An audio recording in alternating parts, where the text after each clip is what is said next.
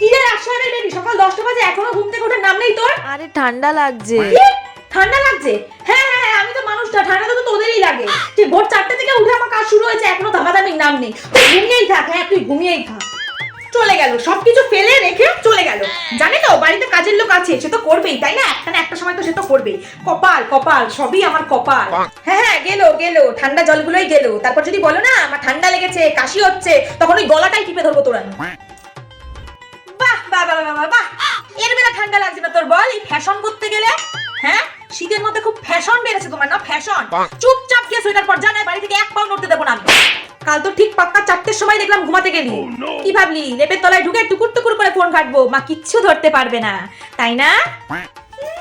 গরম জল এখনই এই বয়স থেকেই গরম জল শিখে নিয়েছে, আর তো রয়েছে বয়স করে। তোদের মতন বয়সে না পুকুরের জলে স্নান করতে পারবে।